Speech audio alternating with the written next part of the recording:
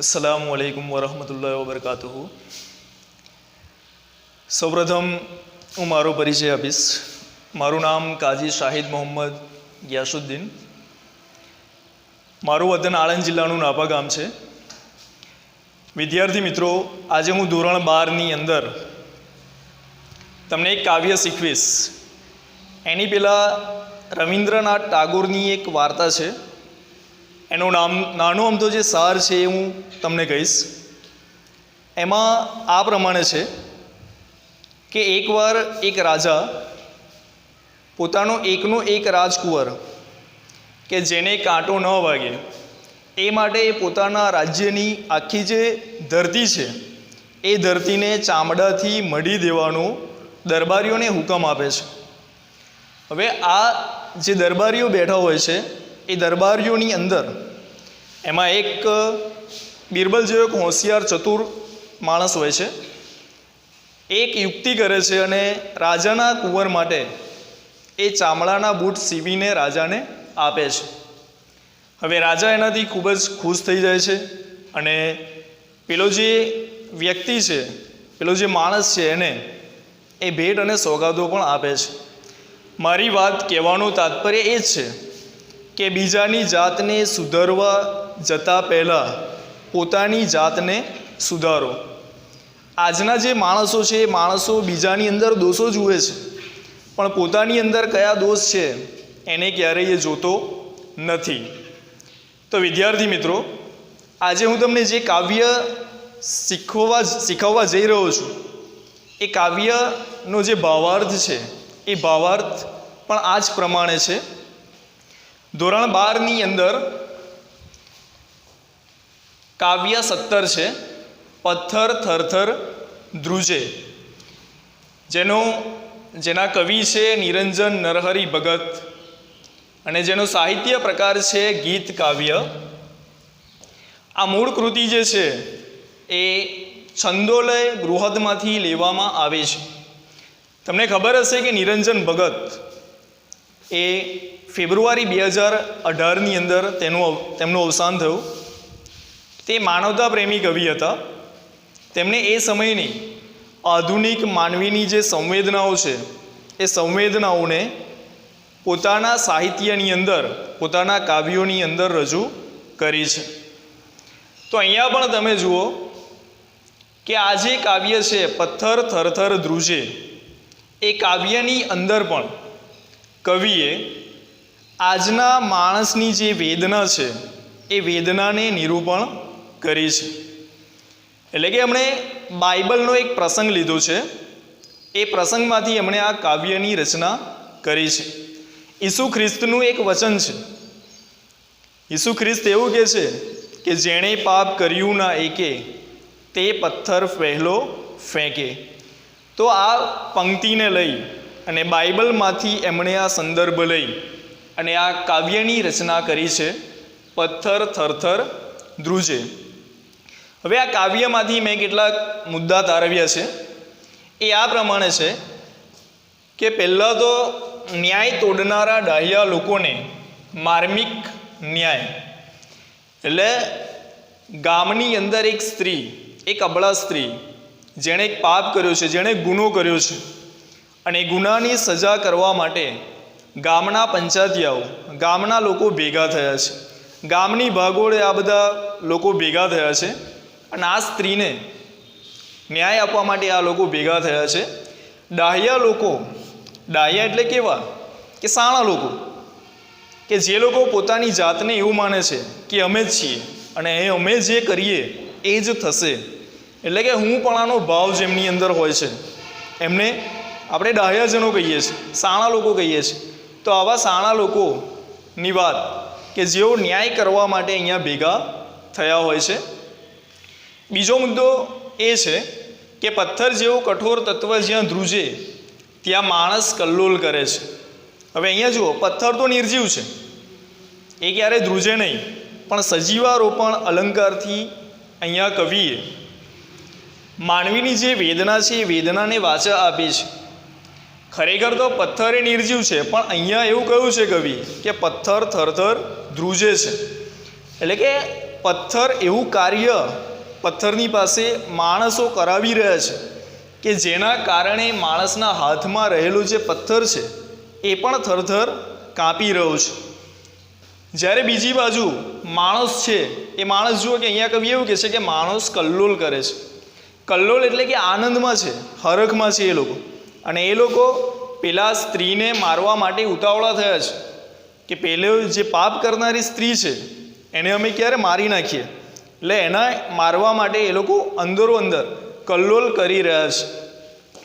ત્રીજો મુદ્દો અહીંયા આવ્યો છે કે સંતની વ્યાખ્યા ઓલિયો અને એટલે અહીંયા એક સંત કે જે આ લોકો જ્યારે ન્યાય કરવા માટે ગામની ભાગોળે જ્યારે ભેગા થયા હોય છે ત્યારે ત્યાં એક સંત એટલે કે ઓલિયો એક આમ માણસ ત્યાંથી પસાર થતો હોય છે. હવે એ જુએ છે આ બધું દ્રશ્ય અને એ ત્યાં ઊભો રહે છે અને પેલી સ્ત્રીને ન્યાય આપે છે. તો એને આપણે ઓલિયો કહીએ, એક ફરિશ્તા જેવો માણસ જેને આપણે કહીએ કે જે આ સ્ત્રીનો જીવ બચાવે છે. તો ઓલિયો કોને કહેવાય? સંત માણસ કોને કહેવાય? તો સંત માણસ હંમેશા કેવો હોય છે? તો એની અહીંયા વ્યાખ્યા આપી છે મેં કે નિત્ય સ્વસ્થ હોય, શાંત હોય અને હંમેશા આનંદમય હોય, તેમજ હંમેશા તે હસીને બીજાની સાથે વાત કરતો હોય. એટલે અહીંયા જે ચુકાદો આપે છે એ પણ હસીને આપે છે, એટલે કોઈને ખરાબ ન લાગે એ રીતે આ સ્ત્રીને ન્યાય એ અપાવે છે. પછીનો જે મુદ્દો છે કે દુર્ભાગી અબળાને દક્ષતાથી બચાવે છે. તો આ જે સ્ત્રી છે એ કેવી છે? દુર્ભાગી અબળા છે. દુર્ભાગ્ય એટલે કમનસીબ. એ બચારી એનું જે કમનસીબ એ અત્યારે આ સજા પોતાની ઉપર સજા લેવા માટે તૈયાર થઈ છે, એટલે એનું નસીબ સારું નથી. એટલે એને શું કરવી છે? દક્ષતાથી બચાવે છે. આ જે ઓલિયો માણસ છે એ દક્ષતા એટલે કઠોરતા. અહીંયા જે માણસો એને મારવા માટે ભેગા થયા હોય છે એ બધા કેવા છે? તો કઠોર લોકો છે. એમનું હૃદય છે પણ જાણે હૃદય અત્યારે એમનું પથ્થરનું બની ગયું છે, એવા લોકો છે. માટે આ સ્ત્રીને મારવા માટે તેઓ તૈયાર થયા છે, તેઓ તત્પર થયા છે. એટલે આ જે પેલો ઓલિયો માણસ છે, પેલો જે સંત છે, એ આ સ્ત્રીને આ કઠોરતાથી બચાવે છે. અહીંયા એક ઈસુ ખ્રિસ્તનું એક વચન પણ એ કહે છે. અહીંયા એવું કહે છે કે જેણે પાપ કર્યું ના એકે તે પથ્થર પહેલો ફેંકે. એટલે કે આ રીતે આ બાઇબલનો એક વચન અહીંયા કહી અને પેલી જે અબળા સ્ત્રી છે એ અબળા સ્ત્રીને તે બચાવે છે. હવે આ કાવ્યમાંથી આપણને શું મળે છે? તો આ મહત્ત્વની વાત અહીંયા રજૂ થઈ છે કે આંતર પ્રેરણાની ખોજ છે. આમાં આંતર પ્રેરણાની ખોજ એટલે શું? તો માણસ આજે આપણે જોઈએ છે કે કેટલો સંવેદનહીન બની ગયો છે. માણસની અંદર આજે માનવતા જોવા મળતી નથી. માણસના એકબીજાના હૃદય સુધી એ પહોંચવાનો પ્રયત્ન પણ કરતો નથી કે સામેના માણસના હૃદયમાં શું છે, એને શું તકલીફ પડે છે, એની પરિસ્થિતિ કેવી છે. એટલે કે આજે માણસના હૃદય સુધી પહોંચી શકતો નથી. એટલે કવિ અહીં નિરંજન ભગત અહીંયા આ કાવ્ય દ્વારા આંતર પ્રેરણાની ખોજ આપણને કરાવે છે. એટલે કે માણસ એકબીજાના હૃદય સુધી પહોંચવાની વાત આ કાવ્યની અંદર કવિએ કરી છે. હવે આ કાવ્ય પથ્થર ધરધર ધ્રુજે એનું હું પઠન કરીશ, તે તમે શાંતિપૂર્વક સાંભળજો. પથ્થર થરથર ધ્રુજે, હાથ હરખથી જૂઠા ને જડ, પથ્થરની ત્યાં કોણ વેદના બૂજે. પથ્થર થરથર ધ્રુજે, અનાચાર આચરનારી કો અબળા પર ભાગોળે, એક ગામના ડાહ્યા જન સૌ ન્યાય નિરાંતે તોડે. આ ઉલટાને પથ્થર મારી નાખો, એમ કિલોલે કૂંજે. એક આદમી સાવ ઓલિયો વહી રહ્યો તો વાટે, સુણી ચુકાદો ચમક્યો થંભ્યો, ઉરના કોઈ ઉચાટે. હાથ અને પથ્થર બંનેને જોઈ એનું દિલ દયાથી દૂજે. આ દુનિયાના સાણાઓના દુનિયાદારી જાણે, ટોળા પણ ત્યાં એમ હસીને બોલ્યો ટેવ પ્રમાણે. જેણે પાપ કર્યું ના એકે તે પથ્થર પહેલો ફેંકે. એક એક અલોપ પેલા સજ્જન, જ્યારે શું કરવું ના સૂજે. અબળા રહીને રહ્યો ઓલિયો, એવું કવિજન ગીત હજીએ ગુંજે. હવે આ કાવ્યની સમજૂતી હું તમને આપીશ. પ્રથમ પંક્તિની અંદર જ કવિ કહે છે કે પથ્થર થરથર ધ્રુજે, હાથ હરખથી જૂઠા ને જડ પથ્થરની ત્યાં કોણ વેદના બૂઝે. એટલે શરૂઆતમાં જ કવિ કહે છે કે પથ્થર થરથર ધ્રુજે, એટલે કે સજીવારોપણ અલંકારથી કવિ અહીંયા કાવ્યની શરૂઆત કરે છે. સજીવારોપણ અલંકાર છે એની સાથે અંત્યાનુપ્રાસ અલંકારનો પણ કવિએ પ્રયોગ કર્યો છે. અહીંયા પ્રાસ પણ બેસે છે, ધ્રુજે અને બૂજે, એટલે કે અંત્યાનુપ્રાસ પણ છે અને સજીવારોપણ પણ છે. એટલે કે પથ્થર ધ્રુજે છે, પથ્થર એને તો જે કાર્ય કરાવે તે કરે છે, પથ્થરને કોઈ અહેસાસ થતો નથી. તમે એની ઉપર ગરમ પાણી રેડો કે એની ઉપર ઠંડુ પાણી રેડો કે એને ગમે તેમ કરો, પથ્થરને કશો ફરક પડતો નથી, કારણ કે તો નિર્જીવ પદાર્થ છે, એને શું ફરક પડે છે.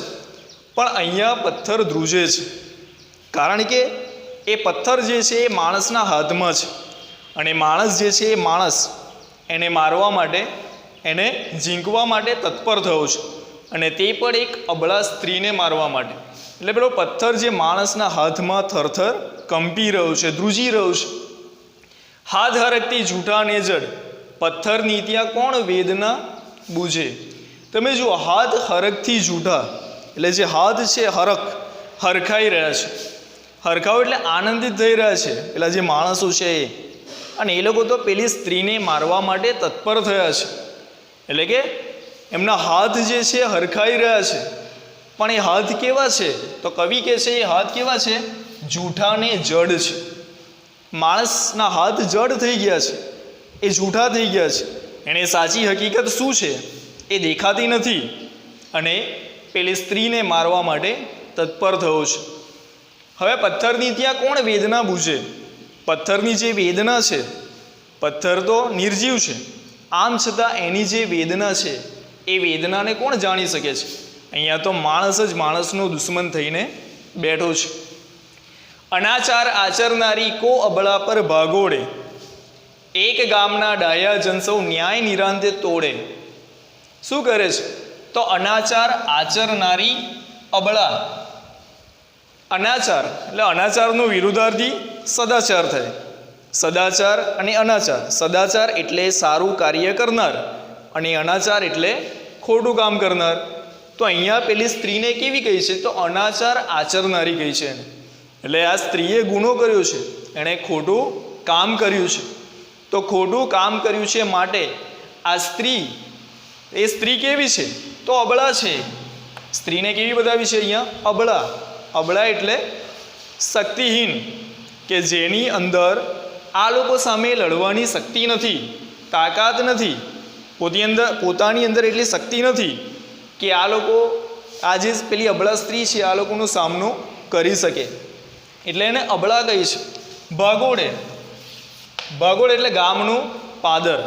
ગામના પાદરે, ગામના ભાગોડે આ લોકો પંચાયતીયાઓ, ગામના લોકો પંચાયતીયાઓ, એ લોકો પેલા સ્ત્રીને, અનાચાર આચરનારી સ્ત્રીને ન્યાય આપવા માટે ભેગા થયા છે. તો એક ગામના ડાયાજન સૌ ન્યાય નિરાંતે તોડે. તો ગામના જે ડાયાજનો છે, મેં તમને કહ્યું ને અગાઉ કે ડાયાજનો કોને કહેવાય? તો કે સાણા લોકો, જે લોકો એવું સમજે છે કે અમે જ છીએ અને અમે જ સારા, અમે જે કરીએ એ જ થાય, એવા જે ડાયાજનો છે એ ડાયાજનો શાંતિથી, કોઈ પણ આમ મનમાં કશું પણ લાવ્યા વગર અને એકદમ શાંત ચિત્તે તે લોકો ન્યાય કરી રહ્યા છે, ન્યાયને તોડી રહ્યા છે. તમે જુઓ, ન્યાય તોડે એટલે આ તોડે શબ્દ છે, તો એક હિસાબે એ લોકો ન્યાય કરી પણ રહ્યા છે, ન્યાય આપી પણ રહ્યા છે અને ન્યાયને તોડી પણ રહ્યા છે. ખરેખર તો ન્યાયને તોડવું અને ન્યાયને તોડવું, તોડવું આપણે જેને કહીએ છીએ, આજે આપણે કહીએ છીએ ને કે આજનું કાનૂન કેવું છે? તો કે અંધા કાનૂન એવું હોય છે. એટલે કે ન્યાયને આ તોડે છે, તોલે છે. ખરેખર તો એને તોડી પણ રહ્યા છે અને તોલે પણ છે. એમને એવું લાગે છે કે અમે જે ન્યાય કરીએ છીએ એ બરાબર છે. એ પોતાની રીતે પોતાની જાતને ડાયા સમજે છે, સાણા સમજે છે, અને સાણપણમાં એ લોકો આ સ્ત્રીને ન્યાય આપી રહ્યા છે. આગ ઉલટાને પથ્થર મારી નાખો એમ કિલોલે ગુંજે. તો આ લોકો કેવો ન્યાય કરે છે? તો એવું કહે છે કે આ કુલટા એટલે ખરાબ કાર્ય કરનારી કોઈ સ્ત્રી, ખરાબ સ્ત્રી જેને આપણે કહીએ છીએ. તો આ લોકો એવો ન્યાય કરે છે કે આ કુલટા એટલે કે આ જે સ્ત્રી છે એને પથ્થર મારીને મારી નાખો. એટલે કે એમ કિલ્લોલે કૂંજી રહ્યા છે. એ લોકો તો આનંદમાં છે અને તત્પર થયા છે પેલી અબળાને મારવા માટે. દરેકના હાથમાં પથ્થર છે અને પથ્થર લઈને પેલી સ્ત્રીને મારવા એ તો તત્પર થયા છે કે બને તેમ વહેલામાં વહેલા આ સ્ત્રીને મારી નાખવી. પછી એ કહે છે, એક આદમી સાવ ઓલિયો વહી રહ્યો તો વાટે, સુણી ચુકાદો ચમક્યો થંભ્યો ઉરના કોઈ ઉચાટે. ત્યાં પેલો જે ટોળો પેલી જે અબળાને મારવા માટે પેલા લોકો જે ભેગા થયા હોય છે ત્યાંથી એક સાવ ઓલિયો માણસ એટલે કે સંત ફકીર જેવો માણસ ત્યાંથી પસાર થતો હોય છે. અને એ ત્યાં આ દ્રશ્ય જોઈ અને એકદમ થંભી જાય છે. સુણી ચુકાદો ચમક્યો, એણે ચુકાદો સાંભળ્યો. ચુકાદો એટલે કે ન્યાય, બરાબર, નિર્ણય.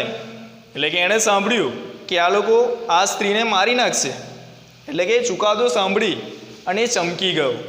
ચમકવું એટલે આશ્ચર્યચકિત થવું, એકદમ આશ્ચર્યચકિત થઈ ગયો. અને પછી એ થંભી ગયો એટલે કે ત્યાં જ ઊભો થઈ ગયો. શા માટે? તો કે ઉરના કોઈ ઉચાટે. એટલે કે એના હૃદયની અંદર દુઃખની લાગણી થઈ. એને એવું થયું કે આ લોકો જે ન્યાય આપી રહ્યા છે એ ખરેખર ખોટો છે. એટલે કે એમને પેલા ઓલિયાને સ્ત્રી પ્રત્યે લાગણી થઈ અને ત્યાં ઊભો થઈ ગયો. એટલે એના હૃદયની અંદર કોઈ પેલી સ્ત્રી પ્રત્યે એને દુઃખ થયું, લાગણી થઈ, એટલે ત્યાં જ ઊભો થઈ ગયો. પછી એ આગળ કવિ કહે છે કે હાથ અને પથ્થર બંનેને જોઈ એનું દિલ દયાથી દૂજે, આ દુનિયાના સાણાઓના દુનિયાદારી જાણે, ટોળા પર ત્યાં એમ હસીને બોલ્યો ટેવ પ્રમાણે. એટલે કે હાથ અને પથ્થર બંનેને જોઈ એનું જે દિલ છે એ દયાથી દૂજે છે. એટલે કે એને બહુ જ દુઃખ થાય છે કે આ લોકો શું કરી રહ્યા છે કે હાથમાં પથ્થર લઈ અને પેલી જે અબળા સ્ત્રી છે એ સ્ત્રીને મારવા તેઓ તત્પર થયા છે. એટલે કે એના દિલની અંદર એવા ઉત્પાદો જાગે છે, એવો દુઃખ જાગે છે, જેના કારણે એ ત્યાં ઊભો થઈ જાય છે. ને પછી એ કહે છે કે આ દુનિયાના જે સાણાઓ છે દુનિયાદારી જાણતા નથી. એટલે કે દરેક જે ડાયાજનો છે એમને દુનિયાદારીની શી ખબર હોય? એ લોકો પોતાની જાતને શું સમજે છે? એટલે કે એમને દુનિયાદારીની કશું ખબર જ નથી. અને પછી ત્યાં આવીને એવું બોલે છે અને ટોળા પર એ હસીને બોલે છે. એટલે એવું પ્રમાણે તમે જુઓ, મેં કહ્યું ને અગાઉ કે સંત ફકીર માણસ કેવો હોય? ઓલિયો કોને કહેવાય? કે જે હંમેશા પ્રભુ ભક્તિમાં લીન રહેતો હોય, એને કોઈની પણ પડી ન હોય અને હંમેશા એ પ્રભુ ભક્તિમાં જ લીન રહે એવો જે માણસ બીજાની સાથે હંમેશા એ હસીને વાત કરતો હોય, તો આ પણ જે ઓલિયો છે એ પોતાની ટેવ પ્રમાણે હસીને આ ટોળાની ઉપર હસે છે ને પછી એમને કહે છે. અને પછી એ સરસ વાક્ય એ કહે છે અહીંયા કે જેણે પાપ કર્યું ના એકે તે પથ્થર પહેલો ફેંકે. એટલે આ કાવ્યનો જે સાર છે એ આ પંક્તિની અંદર છે. તમે જુઓ કે પેલા ઓલિયાએ કીધું કે જેણે આજ સુધી કોઈ પાપ કર્યું નથી તે પહેલાં આ સ્ત્રીને પથ્થર મારશે. એટલે કે જેણે મન, વચન, વાણી કે કોઈ પણ રીતે આજ સુધી જેણે કોઈ પણ પાપ ન કર્યો હોય, કોઈ પણ ગુનો ન કર્યો હોય, એવો આ ટોળામાં જે પણ હોય એ માણસ પહેલો આ સ્ત્રીને પથ્થર ફેંકશે, એને મારશે.